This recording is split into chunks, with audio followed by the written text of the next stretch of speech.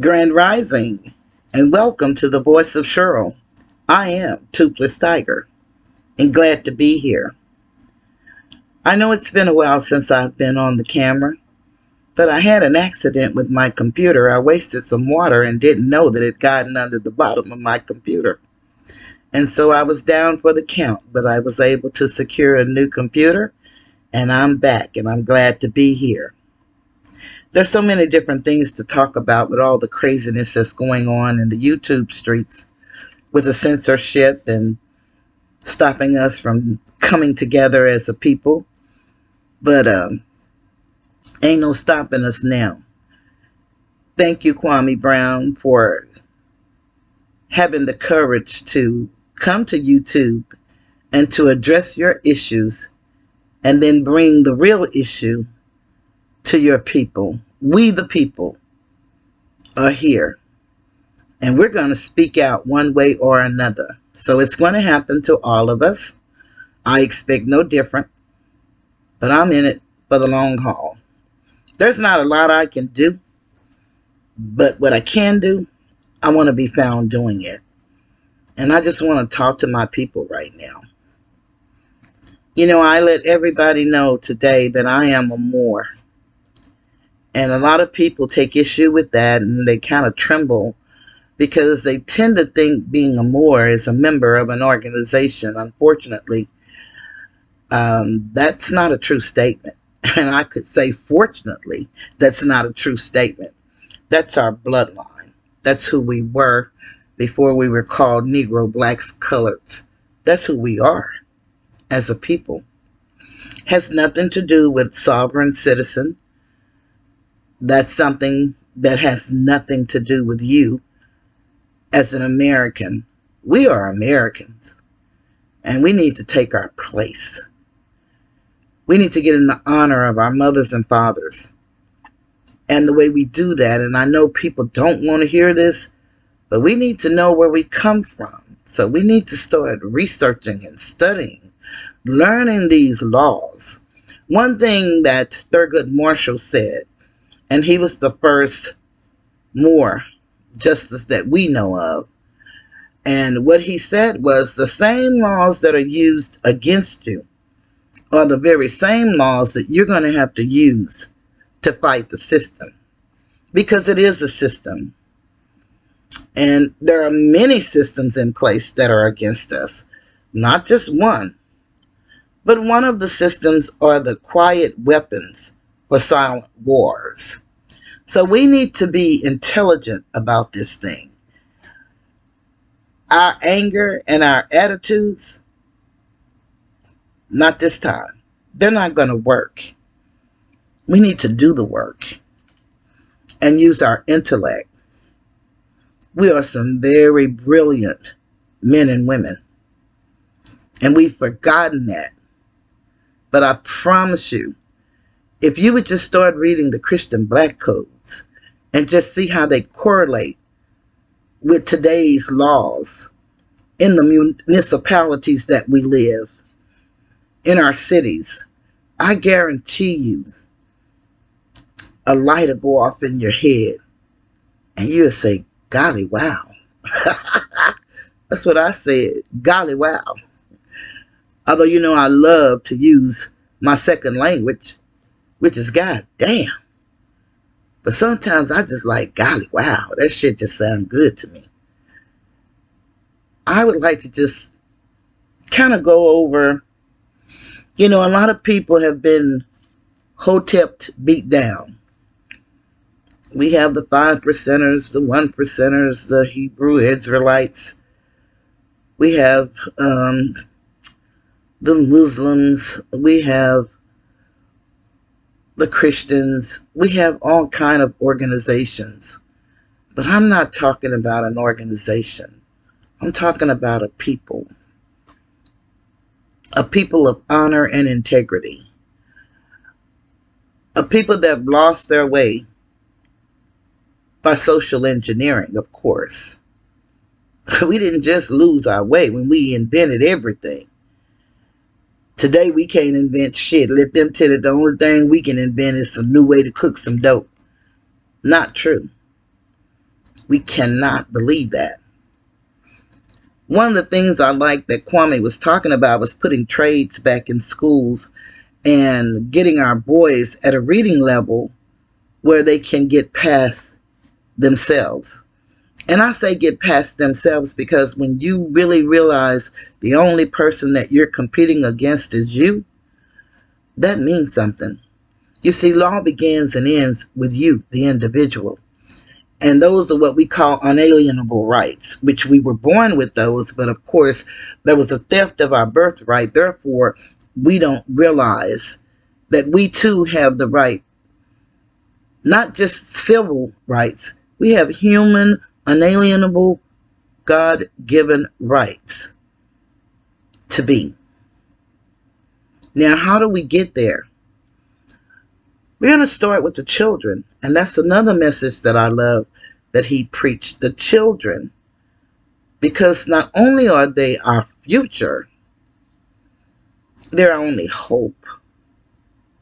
Many of us are not going to change. I'm 62 years old, and it took me every bit of 53 years to get where I am today. So I don't have another 53 years, which I'd love to have at least 52. I'd like to get to 104. My grandmother died at 104, my maternal grandmother. So I'd like to see that in my right mind, being able to move around, but I can barely move around today. I don't know if you can see that little beige apparatus that's on my dresser with the green screen. That monitors my pacemaker. And so it lets me know that I'm okay and it's working correctly. But I want to talk a little bit about healing the womb man inside. And I say the womb man because we are men with a womb. Men in our bodies are no male eggs. Matter of fact, in no species in nature are there male eggs. All are female. And according to the condition of the woman, the state of her mind, the conditions in which she lives, will determine what type of child she's going to bring into this world.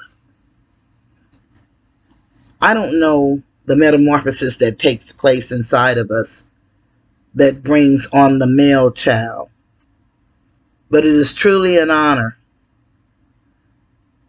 for us to bring in a male child. You all are very special to us. You are our sons. We love you and we respect you. Somewhere between the time of your birth and becoming a man, we get lost along the way. And again, a lot of it has to do with the systems that are in place to keep us divided. As we know, it is written that one way to conquer a people is to divide them. And so they keep us at odds with one another. But we made you. And there is no feeling that we have that you guys don't have. And we need to start taking that into consideration. One thing I like about what Kwame says about women, how they're using us to attack our men and effeminize our men and emasculate our men. And oftentimes, we're guilty of that, but we don't know that that's what we're guilty of. We think we're being hell of a women, strong, as they call us, black women. Well, I'm here to tell you that black is a legal status. It is not a human being. We have to go back to our nativity, our nationality. And we are the only group of people that does not have a nationality. We gave it up for what we thought was liberation. We thought we were getting education, and we did get educated for animals.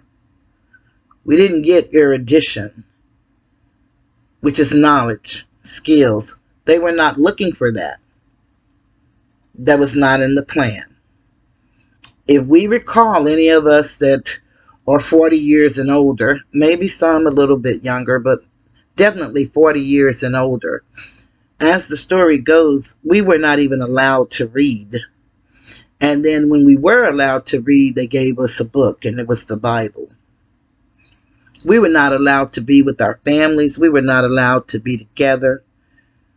We were not allowed to know each other. Our identity was stolen. So I'm not asking you to be anything other than what you are. But I am asking you to just do some research, do some thinking, and let's get in this fight intellectually, because we're not going to win it by might. We do not have the artillery. We do not have lasers. We do not have satellites. We don't have any of this stuff. But we have intellect, and we can use it. And if we come together as families, and most of us can't even get together for a Sunday dinner, we got to find a way to fix that, people. We got to find a way. I want us to just really think about what it would be like, because we really don't know what it would be like if we all came together. You know, we sing those songs in church, and we all pretend to be such loving and happy and together people. And then we leave out of the building and don't even speak to one another. So I want us to change that. But I want to go and give us an illustration of just how important we as mothers, the Stargate, women, how important we really are. This is an Ankh. The Ankh is the true cross. It represents life in earth. This is the uterus, that hole right there. These are the fallopian tubes. This is the birth canal. We all have the same birthmark. And if you want to know if we have the same birthmark, all I would ask any of you, male and female, to touch your stomach and find that little button. It's called a belly button. If you have that belly button, that means you came from a woman. And that woman was your mother. And I love that mother's cooking. And I'm going to say mama's cooking. Like Kwame. Because we all do a little cooking of some sort. And we spread it abroad. There's so many things going on with how they're playing with these videos, and you know, we can't hear them. And then you got all these people calling in. They call them trolls, or they're saying all kind of horrible stuff. It's, you know, it should be illegal, some of the stuff that these people are saying, especially about Kwame and his children and his daughters. I mean, it's really unacceptable. I believe in free speech, and we all should have it. But you have to ask yourself, at what point does your right stop and my right begin? See, it has to be under the common law, which is our law, by the way. And that law says that the law harms no one. As long as you don't bother me and I don't bother you, then we're okay. But it's very hard to deal with an individual who continues to pick at you. And I love the discipline that this man exudes. And young men, I'm going to tell you right now, without self-discipline, you're defeating yourself. That's one of the things we've got to get into our young boys' heads. And that's why we need you, daddy, brother, father, uncle. We need you to teach these young men, because we can't do it. We can nurture you. We can feed you. We can clothe you.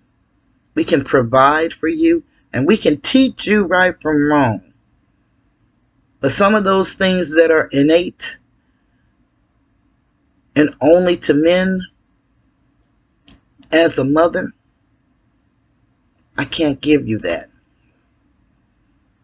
And so we need you guys, and we need to support you. We have so many statistics that are against us. And what are we going to do about it? Just talk. We've done that for years and years and years. Our young are really waking up, and they're saying, hey, wait a minute. Something don't seem right here. Maybe we need to do something a little bit different. And I'm awfully proud of these young people. I wanted to talk about the thing with Jessica. And I was so happy to see her get her channel. And looking forward to the documentary. Hopefully it'll be coming out soon. But there are a lot of young women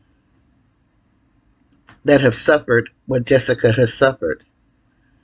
And I'd like to be able to talk with women, or have a place for them to be willing to talk about what has happened to them, because we cannot support you guys, help you,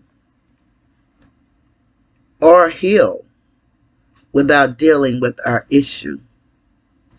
A lot of us just accept it and go on, never telling anybody. Or if you told, you maybe told the wrong person, feeling guilty and ashamed. And we do it to ourselves as well as allow others to do it to us. But it's some real shit going down. And people, if we don't come together, we're going to be like the pygmies. We're not going to even be in the books.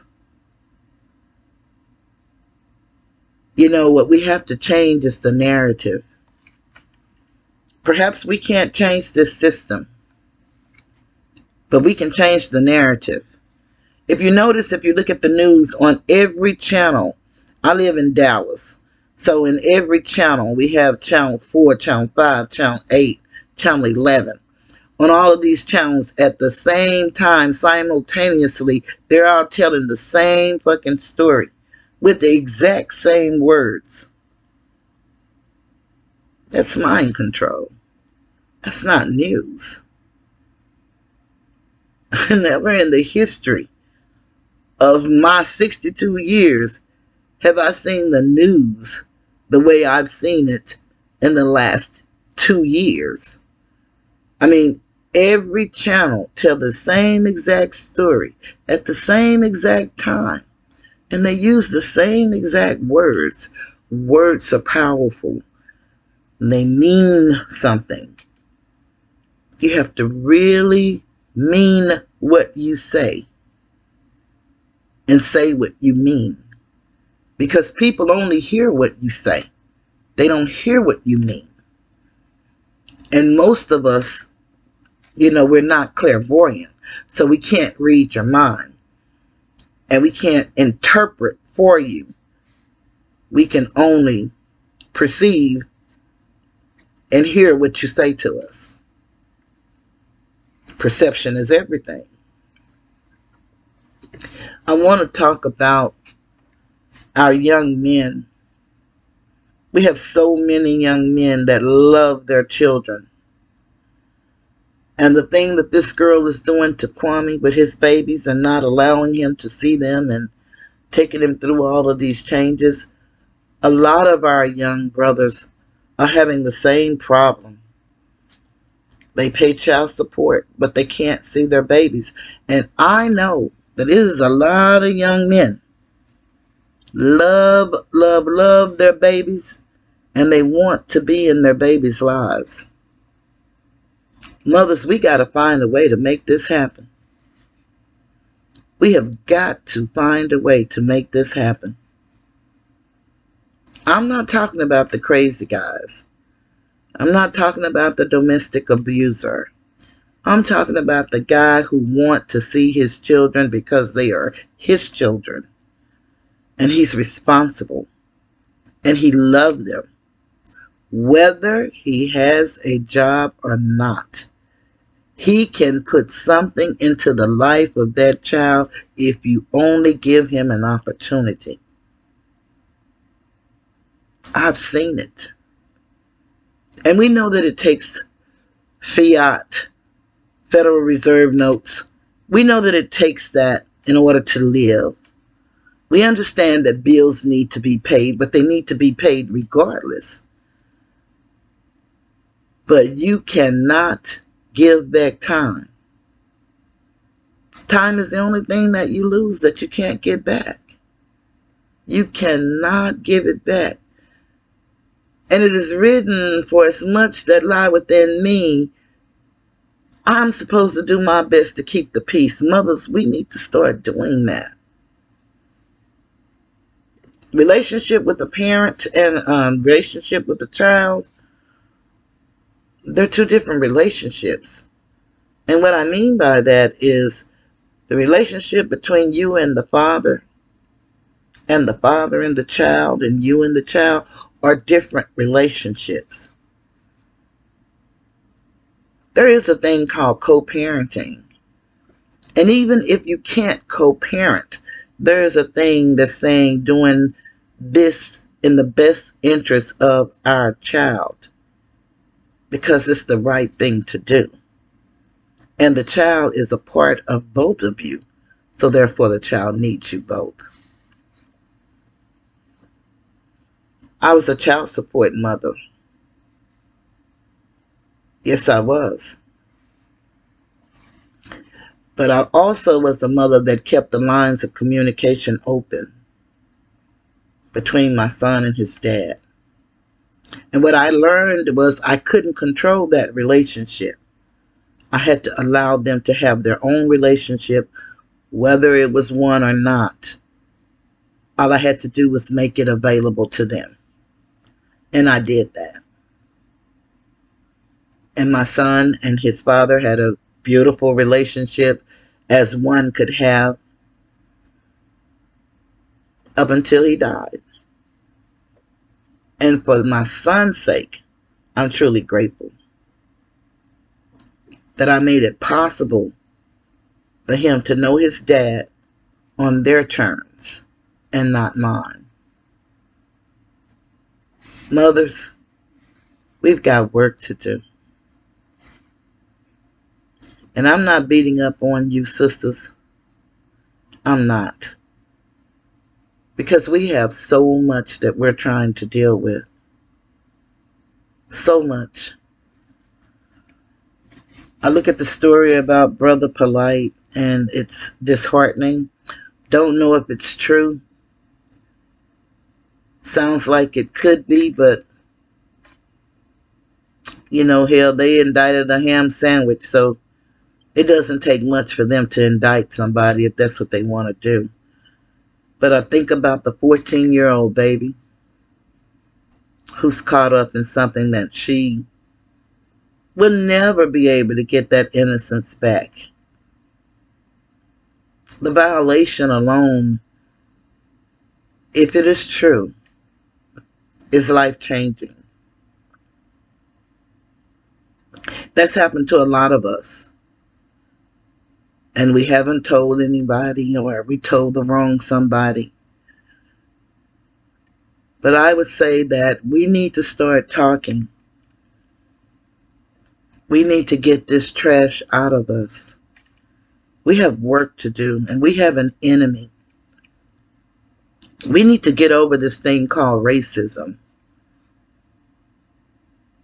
That's not the real definition of what's happening to us.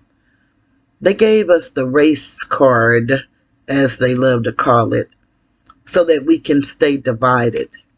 And we know that a house divided against itself shall not stand. No, we have a human problem. And what they're doing to us, again, is socially engineered. It is on purpose. It's that go along, get along game. It's that, hey, I need you to do this. And in order for me to get you to do this, I need you and you to be at odds with each other. Because I'm going to have you over here doing this, and I'm going to use you over here to do that. But if y'all ever come together, y'all realize it's only a few of us, and you won't tolerate what's being, done to you. So we want to try to find a way to communicate where we can keep this ball rolling that Kwame has started, because it's really, really, really real. They're beating us down with the very thing that they said we were saved from, and that's the law. That's what they're beating us with. And like I stated, Thurgood Marshall said the same laws that they use against you are the same ones you're going to have to use to free yourself. We got to become Americans. We can no longer accept the unacceptable. I mean, look at this situation. Every day somebody calling my damn house talking about, do I want to sell my house? What the hell? Did I call you? If I was trying to sell my house, I couldn't get a damn buyer. But every day I get at least 3 to 10 phone calls, and that's for real. And then they don't speak English. You can't half-ass understand nothing they're saying. And then the ones that speak English, they talking so fast. It's you wonder, how did you get my number? But of course, all of this information, we're in the information age. So all of this thinking that what people can't get, oh yeah, they can get it. And they have it. And they're trying to gentrify all of the areas to where we have to move out because we can't afford it. I mean, in Oak Cliff, Texas, I live in the heart of the ghetto. We have lots of land going for $150,000, and I'm talking about the land, which I live within a 5-mile radius of downtown Dallas.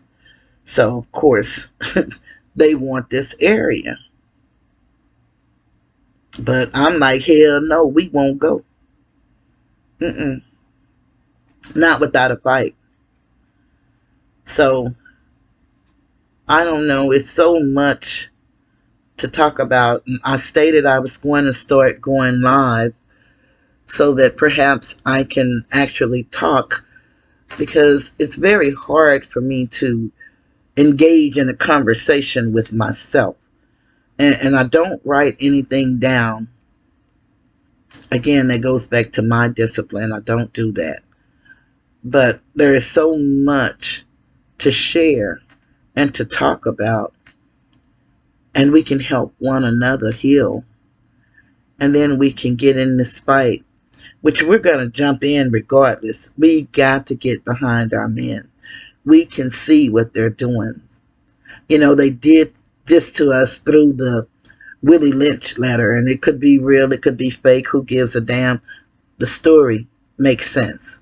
And that is to take the strongest black male before his family, his woman and her child, and tie him to a horse, whip the horses until they pull him apart, so you can instill in that woman to keep that boy in his place, and instill in that boy that he'll never amount to nothing. But that's a lie. We are something, and we're going to amount to something. We have some children doing some great things, and I am just, I don't know, I'm excited. But I tell you, sometimes it's a little scary. Because, you know, you wait till you get old and you can't do much. My daddy used to tell us to do things while you're yet able, because the time is going to come when you're not going to be able. And I like the fact that he used the word able, because he broke it down to us. See, you can have money and don't have help, and you still can't do shit. And you can have all the help in the world and don't have money, and you still can't do shit. So either way it go, you have to do it when you're able. Physically, financially. Just do it. You know, just do it. Again, this is one of my t-shirts. I hope you can see it. I also have coffee mugs. I have journals. Journaling is a good thing. I found that helped me when I went through my, I guess I would say, metamorphosis. My changing from when I was, you know, with my second husband, who was a drug addict, and dealing with giving up myself and not understanding how I found myself in a situation where I was totally powerless. In my mind, I was the power, but it was a lie. It was only in my mind. So I used to write, and I learned that you write not for the person, because I'm gonna tell you, in the beginning when I first started writing, I was still in my codependency, and so I would write shit that I know that if he found it, and I would kind of like leave it laying around, that he was supposed to read it and say, oh, I didn't know I was hurting her like that. Oh, I did that to her. I'm going to do shit. That don't work. Do not do that, ladies. Please don't do it. Gentlemen, if we have any men that are codependents, don't do it. When you write for yourself. And what you're doing is trying to clean out your garbage can. I worked a program of Alcoholics Anonymous, and I think I shared this before. And I did not work the program because I was an alcoholic. I worked the program because I was hurting and I couldn't stop. I was obsessed and I couldn't stop obsessing. So one of the ladies in the room of Alcoholics Anonymous saw me come out one night of the Al-Anon room, and I was very upset because they had what they call a group conscious meeting.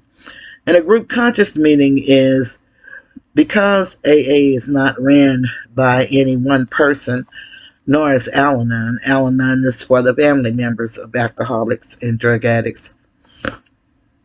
Because they're not ran by any one particular person, only the spirit that resides in the room, they call it a group conscious, and everybody come together and talk. And so they had a group conscious because I couldn't understand why some of those women was in that room and not in the other room from the shit they were saying that they were involved in. I didn't get it, and I was hurting, and they seemed to be, it's okay today, it's okay today, it's okay today. And that was the worst shit I could hear, because my day wasn't going okay. So I was looking very despondent, I guess, and she said, why don't you come in this room? And I told her, but I'm not an alcoholic. She said, well, you don't have to be. The desire not to drink is what Bill W. said. A desire not to drink. And so every time that they went around the room and said, my name is, let's say, Pearl, I'm an alcoholic. And I would say, my name is Cheryl, and I have a desire not to drink. And I was able to work the program. And I worked that program. And if I tell you that the first step is, understanding that your life is it's unmanageable and it's out of control. Number 2 is believing that a power greater than yourself can restore you to sanity.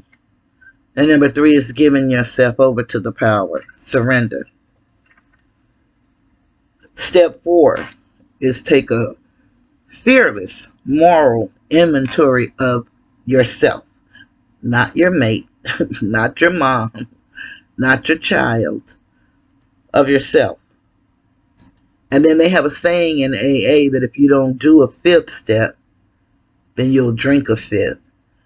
And I saw that happen to people, so that has to be a true statement. But the fifth step is that you share that with someone, another human being, and with your creator, or who you see God as. And I tell you, that is the most liberating thing you can do for yourself. If you don't do it for anybody else, it's the most liberating thing you can do for yourself. Because you go in there looking out of one set of eyes, but when you come out with a new pair of glasses. You see things differently. And there are 12 steps.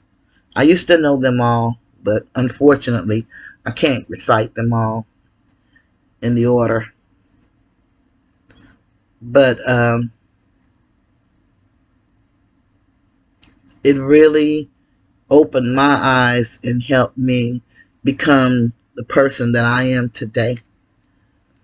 A lot of the qualities I already possessed, but again, like I said, it's knowing how to handle the qualities, because I'm not the best communicator.